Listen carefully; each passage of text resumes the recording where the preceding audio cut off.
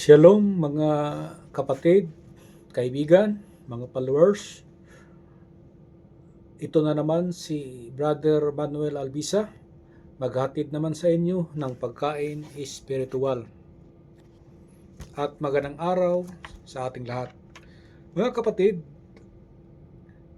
ang aking tema sa oras na ito ay tungkol sa pag-aasawa. Bakit ang tao mayroong pag-asawa? Kung bakit ginawa ni Mang Yahweh nga ang babae at lalaki ay may pag-asawa?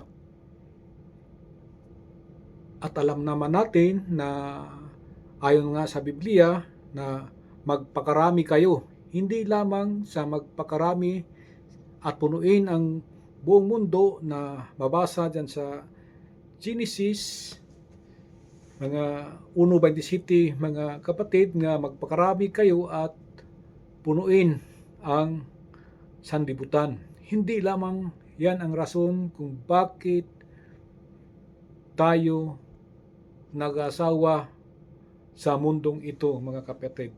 May mga rason.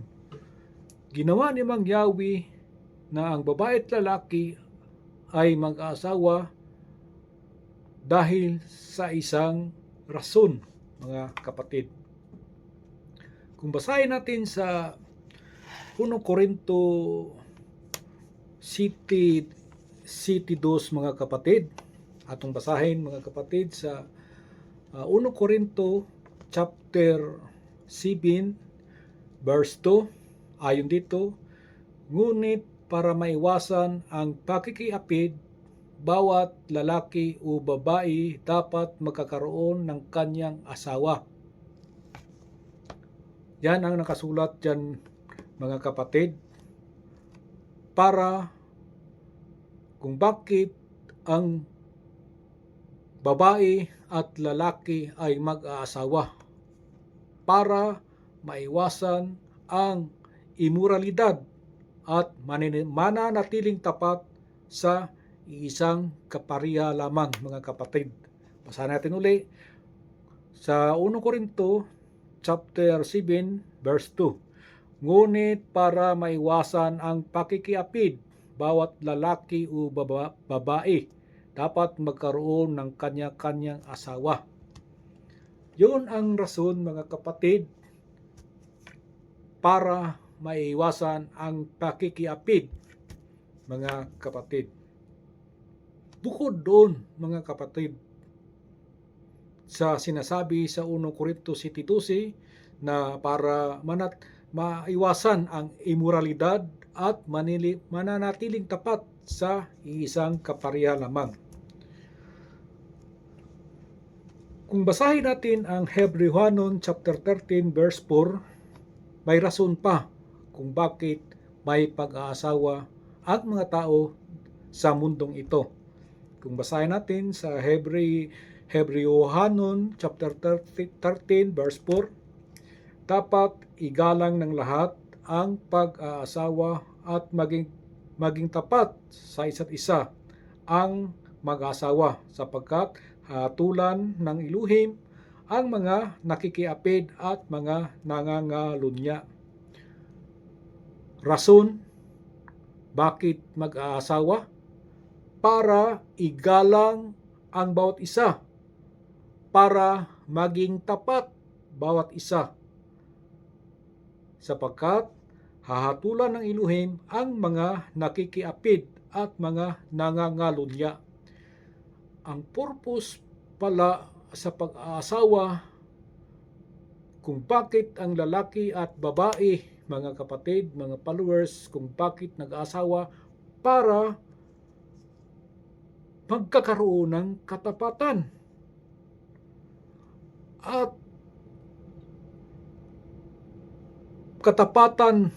bawat isa at pagkakaroon ng paggalang bawat isa. Yan ang purpose kung bakit may pag-aasawa sa mundong ito. Hindi lamang para maiwasan ang pagka-immoral at dapat manatiling tapat sa isa't isa ang mag-aasawa. Kaya yun ang purpose kung bakit may pag-aasawa sa mundong ito, para matutunan natin ang katapatan, para matutunan natin ang paggalang sa bawat isa, at ang pag-aasawa ay isang covenant relationship, mga kapatid. Ang covenant relation ay isang banal na permanente at habang buhay na kasunduan sa pagitan ng dalawang panig, mga kapatid. Ngayon, balik tayo sa ating pananampalataya doon kay Yahweh. Ayon dito sa Usias, kung basahin natin mga kapatid, sa Usias 2:16-17, ayon dito mga kapatid, basahin natin Usias 2:16-17. At sa araw na yon, sabi ni Yahweh, ang itatawag mo sa akin ay aking asawa, at hindi mo na ako tatawaging aking Baal. Hindi nangangahulugan dito mga kapatid na ang ating itawag kay amang Yahweh ay asawa, kundi kanyang dimension na ang itawag at irespeto natin kay amang Yahweh ay parang asawa, parang ang relasyon natin na parang asawa. Ano bang purpose? Bakit may pag-asawa? Kaya nga, kung balikan natin sa Hebreo 13 verse 4, dapat igalang ng lahat ang pag-asawa at maging tapat sa isa't isa ang mag-asawa, sapagkat hatulan ng Elohim ang mga nakikiapit at mga nangangalunya.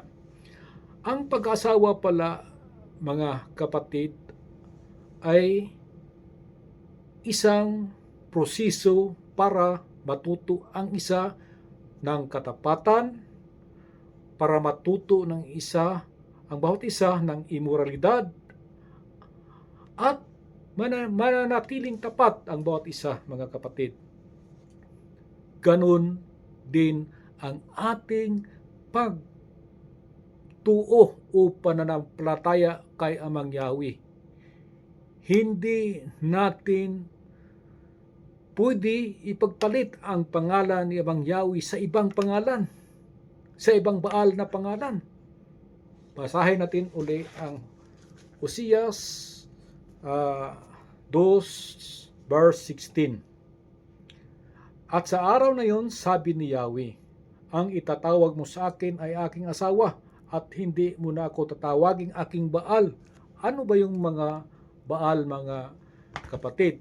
Kay Galaan followers, ang Baal, yan yung mga pangalan na hindi dapat nating babanggitin, kagaya ng Jesus, Lord, God, etc.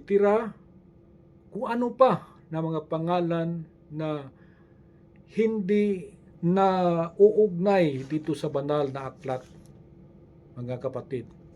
Dahil ang ating pananampalataya ay kagaya din ng pananampalataya kay amang Yahweh, ay kagaya din sa isang covenant relationship, ay isang banal at permanenteng panghabang buhay na kasunduan sa pagitan natin kay amang Yahweh. Kaya mga kapatid, alamin natin kung tayo ay may kung bakit tayo nag-aasawa, mga kapatid. Para matutunan natin ang katapatan, para matutunan natin kung paano natin mamahalin ang ating asawa, at paano natin mahalin ang siyamang Yahweh, mga kapatid. Dahil ayon nga dito, ipagpatuloy nga natin dito sa ating binasa sa bersikulo sa Usias chapter 2, 16 hanggang 17. sapagkat ipalilimot ko na sa iyo ang mga pangalan ng mga Baal at hindi na muling ipababangkit ang mga ito.